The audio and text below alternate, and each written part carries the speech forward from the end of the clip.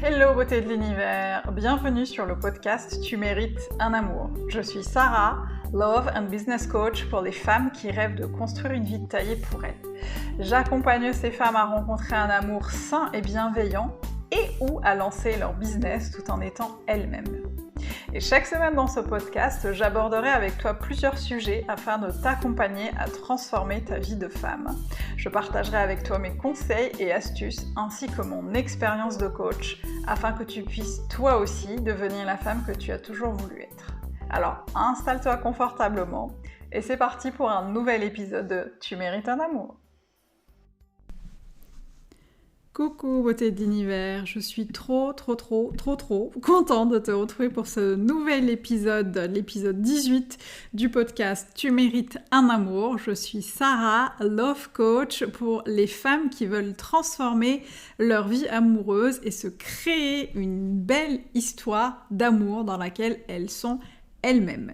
Alors si tu ne me connais pas encore, que tu viens de me découvrir, je t'invite à aller checker un peu ce que je fais sur les réseaux sociaux, que ce soit sur YouTube, sur Instagram, et ou à t'inscrire à la Love Letter. En fait, c'est la petite lettre d'amour, pourquoi petite? Grande lettre d'amour que j'envoie tous les lundis à 13h à mes abonnés chouchoutes, à mes beautés de l'univers, pour vous donner des conseils en coaching, enfin des exercices d'auto-coaching, des conseils en amour, des partages d'expériences, beaucoup d'anecdotes personnelles, et puis surtout un moment de partage de bienveillance et de sororité, ce qui est hyper important pour moi.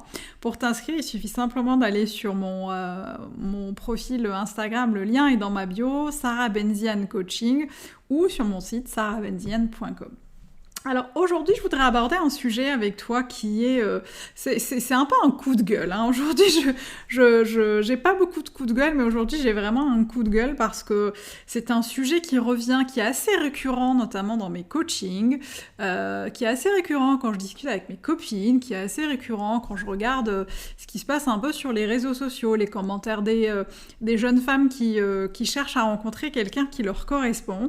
Et c'est un truc qui me fait un peu grincer des dents, qui me fait un peu hérisser le poil, et j'ai vraiment envie de porter un vrai coup de gueule, et en tout cas de vous donner un peu des éléments de réponse qui pourrait peut-être éventuellement vous aider à cheminer et peut-être à voir les choses différemment. C'est le fait, justement, le sujet, du coup, on revient au sujet. Le sujet, c'est toutes ces femmes, en fait, qui me disent ou qui se disent qu'elles sont OK, en fait, pour attendre un homme qui n'est pas disponible. Un homme qui n'est pas disponible, que ce soit disponible physiquement, c'est-à-dire que géographiquement, il n'est pas disponible, il n'est pas présent au même endroit, au même moment, ou pas disponible dans sa tête, c'est-à-dire qu'il traverse une période un peu difficile, qu'il sort d'une relation compliquée, qu'il a une instabilité professionnelle, enfin peu importe, en tout cas, clairement, il n'est pas disponible pour une nouvelle relation engageante, et du coup, j'entends souvent des femmes dire « c'est pas grave, et moi je suis OK pour le laisser faire un peu son chemin, et puis le laisser revenir vers moi quand il est disponible ». Et ça a le don de m'agacer, parce qu'il y a plusieurs choses. En fait, la première chose, c'est que j'ai l'impression qu'en fait, ces femmes qui disent ça, et je pense que j'ai été parmi ces femmes-là il y a quelques années, il y a une dizaine d'années, on est beaucoup dans le mensonge, on n'est pas du tout honnête avec soi-même. En tout cas, moi, je parle pour moi et je parle pour ce que je vois, notamment chez mes clients, c'est qu'on n'est pas toujours honnête avec soi, on ne s'écoute pas. C'est vraiment quelque chose qui est aussi vachement contradictoire avec ce qu'on veut manifester dans sa vie, avec ce qu'on veut créer dans sa vie de femme. On veut une relation engageante, mais en même temps, on est OK pour s'embarquer dans quelque chose qui est alors plus dans d'engageante humeur, rester, enfin en tout cas attendre quelqu'un qu'il se décide, finalement attendre que l'autre se décide. On est vraiment dans le fait de ne pas s'écouter, de ne pas écouter ses besoins, de ne pas écouter ses envies. Et ça, c'est quelque chose qui va venir un peu griller la machine. C'est-à-dire que moins tu vas t'écouter, plus il sera difficile en fait de savoir quels sont réellement tes besoins, plus il sera difficile de te dire oui à toi, parce que justement, tu perds de plus en plus l'habitude de t'écouter et de faire passer tes besoins avant. Alors quand je dis ça, souvent on me dit oui, mais bon, du coup je peux pas être complètement égoïste, j'ai quand même besoin d'aider les autres, d'aller vers l'autre, d'être bienveillante, etc., etc. Moi, j'ai envie de dire, c'est un peu comme dans un avion. Quand il y a une menace d'accident, des turbulences, des choses un peu complexes qui se passent, on nous demande toujours, en tout cas c'est ce qu'on nous apprend, quand il y a un problème, on nous apprend à mettre son masque d'abord avant d'aider les autres. Et c'est un peu la même chose en amour. Tu ne peux pas envisager de donner quelque chose, enfin en tout cas d'apporter quelque chose à la relation amoureuse si toi-même tu n'es pas à l'écoute de tes besoins. Tu ne peux pas envisager d'apporter des choses positives, saines et bienveillantes à quelqu'un qui n'est pas disponible si tu ne t'écoutes pas, si tu n'écoutes pas ton intuition, si tu ne te connectes pas à ce qui réellement t'anime et ce dont tu as besoin. Donc ok pour être là pour les autres, pour être là pour l'autre, pour l'écouter, pour le soutenir, pour l'épauler, mais c'est hyper important de te faire passer d'abord, toi d'abord, toujours, et ça n'est pas quelque chose, en tout cas ce n'est pas de l'égoïsme malsain, c'est plutôt quelque chose qui va te permettre de t'aimer plus, de reprendre confiance en toi, et ensuite de donner ce que tu as à donner à l'autre. Donc pour moi c'est vachement important de garder ça en tête. Et puis justement, plus tu vas rester en fait dans cette situation où tu vas attendre que l'autre te fasse signe, revienne, veuille bien de toi, et puis tu vas alimenter un certain manque de confiance, parce qu'en fait, c'est quelque chose qui est complètement... moi, je sais qu'aujourd'hui, je serais incapable de faire ça, parce qu'en fait, ça te maintient... je le dis vraiment en toute bienveillance et sans jugement, parce que j'ai expérimenté l'autre pendant. C'est que vraiment, en fait, tu alimentes le manque de soi de manière un peu insidieuse. Tu penses que tu fais le bon choix, tu penses que tu es une femme forte qui peut attendre quelqu'un, que tu fais ta life, qu'en attendant, toi, du coup, tu fais ta vie, tu sors avec tes amis, tu vas à ton cours de sport, à ton cours de danse, en attendant que monsieur veuille bien se manifester à nouveau. Et du coup, c'est insidieux parce que tu ne te rends pas compte que tu alimentes un espèce de manque d'estime de soi, un manque de confiance en soi, qui va te mener dans un cercle pas du tout vertueux, parce qu'en fait, plus tu vas manquer de confiance en toi, moins tu vas aller vers des relations bienveillantes, moins tu vas t'écouter, moins tu vas poser tes limites et tes barrières, et moins tu vas apprendre, au fur et à mesure, à dire non aux autres.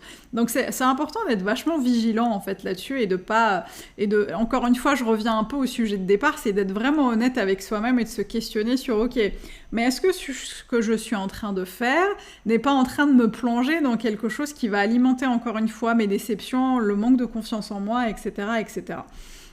Parce qu'en fait, il y a aussi une chose importante, c'est que tout ce que tu fais là, le fait d'attendre que l'autre se revienne ou que l'autre soit disponible, la place que tu lui laisses, l'énergie que tu mets là-dedans, ce faisceau énergétique que tu orientes vers lui, en fait, c'est l'énergie que tu mets pas dans une autre relation, c'est la place que tu ne laisses pas à quelqu'un d'autre.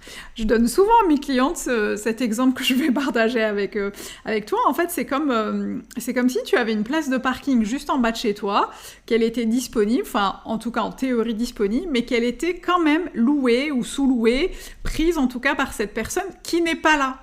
Et du coup, ce que je dis à mes clientes souvent, c'est que peu importe la personne qui est vraiment faite pour toi, qui est en route pour toi, c'est comme si en fait elle était dans une bagnole, qu'elle voulait venir se garer en bas de chez toi, mais que la place était déjà prise. Et du coup, le gars il peut pas se garer en bas de chez toi, il va faire 3 fois, 4 fois le tour du pâté de maison en se disant non mais je me suis peut-être trompée de chemin, je me suis peut-être trompée d'endroit, c'est peut-être pas là où je dois être. Et du coup, c'est vachement important de ne pas laisser en fait cette place occupée par quelqu'un qui n'est pas du tout là, que ce soit physiquement ou émotionnellement, et ne pas la laisser vacante dans le sens où elle est vacante en surface, mais elle ne l'est pas vraiment, parce que même toi, tu n'es pas vraiment disponible en fait pour une autre relation, puisque tu es dans l'attente que l'autre revienne, que l'autre se manifeste, que l'autre en fait veuille bien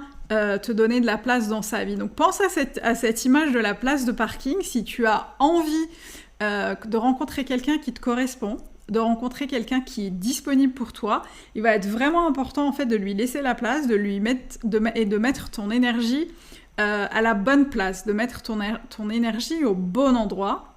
et de laisser la place de parking vacante et disponible surtout pour celui qui sera là et qui sera disponible pour toi. Donc pour moi c'est vachement important en fait de laisser la place. Et en fait ce qui se passe aussi quand on attend que l'autre soit disponible, c'est qu'on crée inconsciemment aussi cette peur de, pas forcément du manque, mais cette espèce de croyance qui dit je vais l'attendre parce qu'en fait on ne sait jamais, si je lâche prise là-dessus, il se peut que je ne rencontre pas quelqu'un d'autre qui puisse me correspondre. Il se peut que je ne rencontre pas quelqu'un d'autre avec qui ça matche aussi bien. Il se peut que je ne rencontre pas quelqu'un avec qui ça se passe aussi bien, je sais pas, sexuellement par exemple, ou sur le plan intellectuel, ou peu importe. En fait, tu envoies en fait à ton cerveau et à l'univers même un message hyper fort. C'est hyper important d'en être consciente, c'est un message hyper fort qui dit « J'attends celui qui n'est pas disponible parce que je crois que je ne peux pas rencontrer quelqu'un qui me correspond, parce que je crois peut-être que je ne suis pas capable de rencontrer quelqu'un qui me correspond, parce que je crois que je ne suis pas capable de rencontrer un mec bien. » Un mec bien, je laisse à chacune je vous laisse faire votre propre définition. Et je ne suis pas capable en fait de prendre les choses en main et de choisir la personne que je veux faire entrer dans ma vie. Et c'est là où j'ai envie de te dire, mais meuf, il n'y a pas de rupture de stock de mecs bien dans l'univers. Ce n'est pas parce que tu lâches prise sur cet homme qui est indisponible que tu vas te retrouver toute seule et que tu ne vas rencontrer personne d'autre. Au contraire, c'est ce que je te disais tout à l'heure sur la fameuse place de parking. Plus tu vas faire de l'espace chez toi, dans ta vie, dans ton univers, dans tes émotions, dans ta tête, et plus tu as de chances de rencontrer la personne qui va te correspondre. Alors c'est vachement important d'œuvrer en fait sur ces croyances selon laquelle si je le laisse filer, du coup je vais finir toute seule et il y a peu de chances que je rencontre quelqu'un qui soit aussi bien. Si, en fait, il y a vraiment beaucoup d'hommes qui peuvent te correspondre, il n'y a pas de rupture de stock de mecs bien dans l'univers, donc vraiment pensez aussi à ça. Pense au fait aussi de choisir la relation, de choisir la personne avec qui tu es.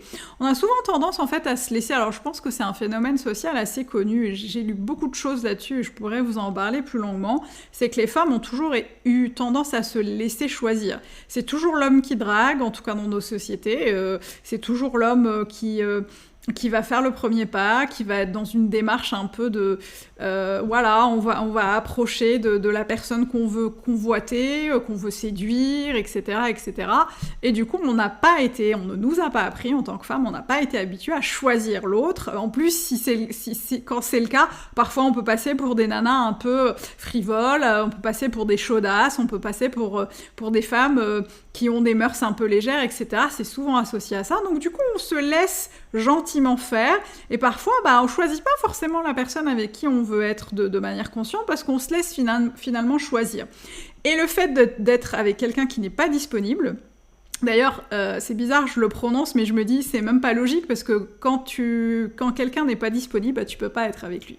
Je referme la parenthèse, mais tu peux pas être avec quelqu'un de disponible, en tout cas quelqu'un d'indisponible, ou en tout cas vouloir être avec quelqu'un d'indisponible, en tout cas l'attendre, en fait, ça va être hyper important de choisir, de vraiment te dire, cette fois, peut-être que je vais faire les choses différemment et je vais choisir, en fait, en conscience, la personne avec qui j'ai envie, et je vais plutôt choisir quelqu'un qui est disponible et qui a envie d'être là, qui a le temps d'être là, qui a l'énergie pour être là, qui a l'envie d'être là. Donc ça va être important, en fait, vraiment d'arrêter tout le temps, d'avoir ce penchant tout le temps pour le fait de se laisser choisir dans la relation amoureuse et de laisser l'autre finalement gérer en fait, en tout cas mener la barque de la relation comme il l'entend. Ça, c'est vachement important. En fait, en fait, je parle souvent du choix, mais ça va être important en fait de faire le point en fait sur tout ce que je vous ai dit précédemment, pour savoir si, du coup, cette relation, tu l'as choisie de manière consciente, si cette relation, tu es complètement en phase avec elle, dans le sens où tu es complètement honnête avec toi-même. J'entends d'ici certaines femmes dire oui, moi il est pas dispo, mais ça me va parce que du coup ça me laisse le temps de bosser, ça me laisse le temps de travailler. Alors je vous questionne, peut-être que c'est vrai, mais je te questionne vraiment pour savoir, tu peux te questionner, te demander vraiment, est-ce que c'est quelque chose que tu as envie de vivre ou est-ce que c'est simplement en fait prendre ce qui se présente à toi, prendre ce qui est là et te dire on verra comment ça évolue, on verra s'ils seront disponibles et peut-être que du coup j'aurais eu raison d'attendre.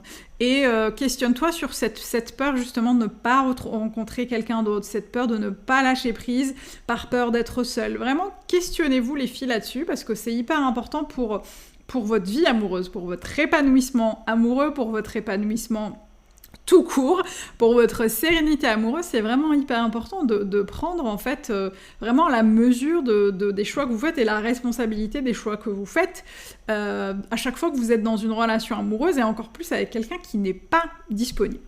Voilà, donc je suis désolée à la fin, je suis un peu fouillie, et je crois que c'est vraiment quelque chose, un sujet qui me tient vraiment à cœur. Je suis un peu... c'est vraiment le coup de gueule de la semaine là parce que je pense que j'en ai... je suis un peu en fait préoccupée, parfois un peu en colère d'entendre en fait tout le temps certaines personnes, des hommes aussi, dire moi c'est pas grave, il ou elle est pas dispo, mais je vais quand même l'attendre. Pourquoi en fait? Questionne-toi. Pourquoi tu penses que tu doives attendre quelqu'un qui n'est pas disponible? Dans quelle mesure tu penses que tu n'es pas capable de rencontrer quelqu'un qui te correspond et qui est disponible? Et dans quelle mesure le fait d'être avec quelqu'un qui n'est pas disponible te protège du reste? Pourquoi cette situation? Et puis surtout, parce que souvent je dis qu'on s'en fout du pourquoi, mais ce qui est important c'est le comment. C'est comment avancer en fait pour vraiment choisir en conscience tes partenaires et ne plus être dans ce schéma un peu répétitif parce que malheureusement ça peut arriver qu'on soit parfois dans les mêmes schémas avec des hommes qui ne sont pas disponibles et on finit justement par alimenter ce manque de confiance en soi, ce manque d'estime de soi et de ne pas pouvoir rebondir. Donc vraiment ce podcast il est pour toutes celles qui sont avec des personnes qui ne sont pas disponibles, en tout cas qui souhaitent être avec des personnes qui ne sont pas disponibles et qui ont parfois du mal à exprimer leurs besoins. Donc prenez le temps en fait de réfléchir à ce qui est le mieux pour vous et prenez le temps en fait vraiment à répondre aux questions que j'ai soulevées aujourd'hui. Voilà, je m'arrête là, sinon je vais parler pendant 2 heures. J'espère vraiment que ce podcast te sera utile. Si tu as des commentaires à faire, eh bien sois la bienvenue. Je n'hésiterai pas à échanger avec vous là-dessus. Je termine sur ces notes-là et je vous dis à la semaine prochaine. Bisous beauté d'univers.